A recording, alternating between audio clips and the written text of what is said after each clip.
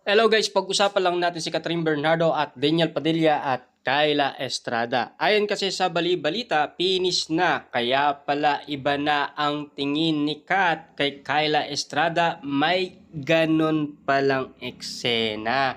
Kasi naalata na kay Catherine Bernardo na talagang meron kakaiba, kaya pala lumantad na at hindi na umano nilihim pa ni Daniel Padilla at Kyla Estrada.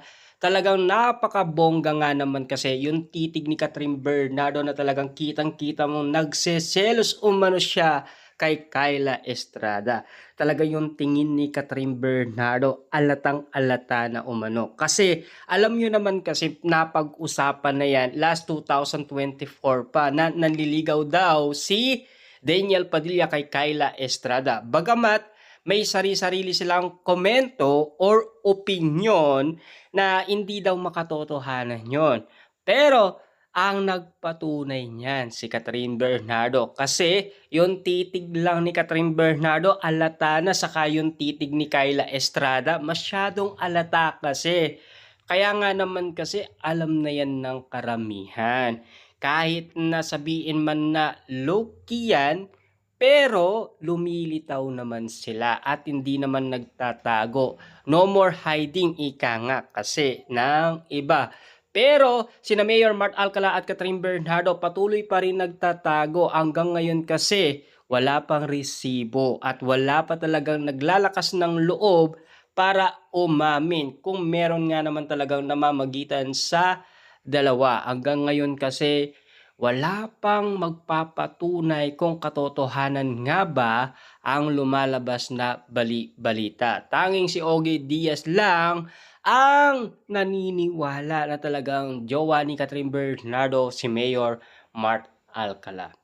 Ngayon kasi napapag-usapan si Daniel Padilla na talagang kinikilig siya kay Kyla Estrada. At siyempre, sinasabi nga naman kasi ng iba, nag-matured na daw talaga si Daniel Padilla. Alata ba? Or kaya bang patunayan niya ng mga mata ng iba't ibang mga netizens, lalong-lalo na ang mga fans ni Daniel Padilla? Ibig bang sabihin nito, kung sakasakali man yung paglalabas nila at yung mga spotted na sinasabi ng iba't ibang mga netizens ay totoo na ba yun? Ika nga ni Daniel Padilla, ayaan natin mangyari ang dapat mangyari. Ano ba dapat ang mangyayari? Yun kasi ang paliwanag ni Daniel Padilla sa lahat ng mga nagtatanong, yung mga ginagawang pulutan ang social media. Grabe nga naman kasi ang intriga. Grabe. Nakikita kasi nila na talagang kilig na kilig si Daniel Padilla at nakikita kasi sa mga mata nito. Lalong-lalo na si Kyla Estrada, simple lang daw, chill lang daw siya. Ang in love lang talaga daw si Daniel Padilla. Siyempre, sa tagal-tagal nga naman kasing single si Daniel Padilla. Sabik kasi yan. Lalong-lalo na, Dugong Padilla ang dumadaloy kay Daniel Padilla. Kaya nga naman kasi ang nasasabi ng iba, wow, ang sweet naman, DJ at Kyla. At least, hindi parang mga daga na tago ng tago sa relasyon nila. Na alam nyo naman siguro, no? Maraming kasing nagsasabi na parang promotion lang daw yan. Pero ang paniniwala natin, yung mata ni Catherine Bernardo at yung mata ni Kyla Estrada, nagkasalubong na yan. Doon pa lang naisip na nila na parang makatotohanan yata ang balita. Kasi titig pa lang ng dalawa, alata na. Kaso nga lang kasi nagparamdam si Catherine Bernardo. Ano kaya ang ibig sabihin nun? Mahal na mahal pa rin niya si Daniel Padilla. Gusto niya pa rin masungkit ito. Kahit na alam niyo naman siguro, no? Si Daniel Padilla ay kumatok umano sa dressing room ni Catherine Bernardo. Ibig bang sabihin nito, hanggang ngayon, inaabol pa ni Daniel Padilla si Catherine Bernardo. Di niya pa kayang tanggapin. Pero, na-realize ba ni Daniel Padilla na hindi na talaga niya mahal si Catherine Bernardo kasi ayon sa bali-balita, naka-move on na daw si Daniel Padilla. Paano kaya imposible yan? Totoo nga ba na naka-move on na?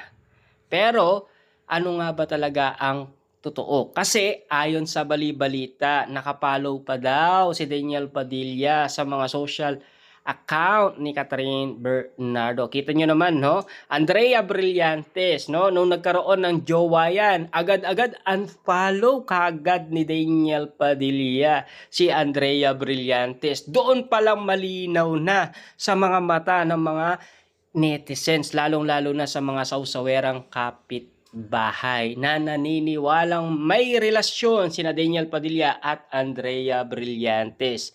At ang paniniwala nila, si Andrea Brillantes daw ang nakasira sa relasyon Catherine Bernardo at Daniel Padilla. Kasi ang paliwanag niyan, nangyari daw sa Spain. Karagdagan pang impormasyon, nakapagsalita daw si Andrea Brillantes kay Catherine Bernardo. Lahat ng impormasyon daw na ginawa nilang dalawa ni Daniel Padilla ay ibinato niya kay Catherine Bernardo. Pero at least, no, ang paniniwala naman natin, kung ano ang nasisilayan ng mga mata ni Catherine Bernardo at Kyla Estrada na talagang antaray nilang dalawang tignan na parang nagpapakita ng gilas ang dalawa. Pero take note sino ba ang mahal ni Daniel Padilla ngayon sa kanilang dalawa? Kyla Estrada na ba?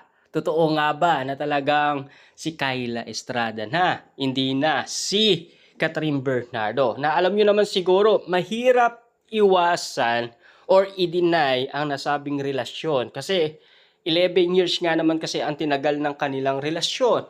Na ngayon, pagkakaalam natin na talagang ang dami nilang paramdam last 2025, kahit na last 2024 meron din silang paramdam umano, kahit na nung 2023 meron din silang paramdam. Ang tanong, ngayon kayang 2026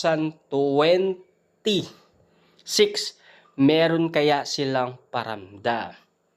Tignan na lang natin kapag second quarter na ng 2026, doon natin masisilayan ang lahat ng impormasyon kung talagang meron talagang ipapakita. Lalong-lalo na kasi pinag-uusapan na nagkaroon daw ng collaboration project ang Katniel. Bakit nga ba collaboration? Alam nyo naman siguro, hindi na gaano nagtitiwala si Catherine Bernardo kay Daniel Padilla. Kasi alam nyo naman siguro nasaktan si Catherine Bernardo. Ayaw niya nang ibalik yung dati. Ang gusto niya, collaboration project lang. Baka okay lang naman yung kay Daniel Padilla at okay naman yun sa pamilya ni Daniel Padilla. Na alam niyo naman siguro, masakit talaga yun para kay Catherine Bernardo ang masaktan at mapaiwalay umano sa dati niyang boyfriend na si Daniel Padilla na ngayon in love kay Kyla Estrada.